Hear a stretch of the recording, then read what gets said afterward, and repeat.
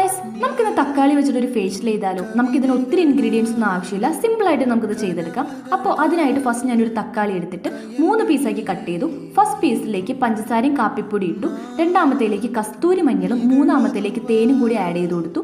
First സ്റ്റെപ്പായിട്ട് ഞാൻ പഞ്ചസാരയും കാപ്പിപ്പൊടി ഇട്ട് തക്കാളി എടുത്ത് ഇങ്ങനെ സ്ക്രബ് ചെയ്ത് കൊടുത്തു. ഒരു 5 മിനിറ്റ് എങ്കിലും നമുക്ക് പയ്യെ ഇങ്ങനെ സ്ക്രബ് ചെയ്ത് കൊടുക്കാം, ഒത്തിരി ഫോഴ്സ് ഒന്നും കൊടുക്കണ്ട. എന്നിട്ട് നമുക്ക് നമ്മുടെ ഫേസ് വാഷ് ചെയ്തിട്ട് സെക്കൻഡ് സ്റ്റെപ്പായിട്ടുള്ള തേൻ ഒഴിച്ച തക്കാളി എടുത്ത് ഫേസ് നമുക്ക് ഇങ്ങനെ മസാജ് ചെയ്ത് കൊടുക്കാം. ഈ ഒരു സ്റ്റെപ്പ് നമുക്കൊരു 10 മിനിറ്റ് ചെയ്യണം. അതിനുശേഷം ലാസ്റ്റ് സ്റ്റെപ്പായിട്ടുള്ള കസ്തൂരി മഞ്ഞളിട്ട തക്കാളി ഇങ്ങനെ ഫേസിലേക്ക് അപ്ലൈ ചെയ്തിട്ട് ഒരു 10 മിനിറ്റ് നമുക്ക് ഫേസിലിട്ടിട്ട് നമുക്ക് വാഷ് ചെയ്ത് കളയാം.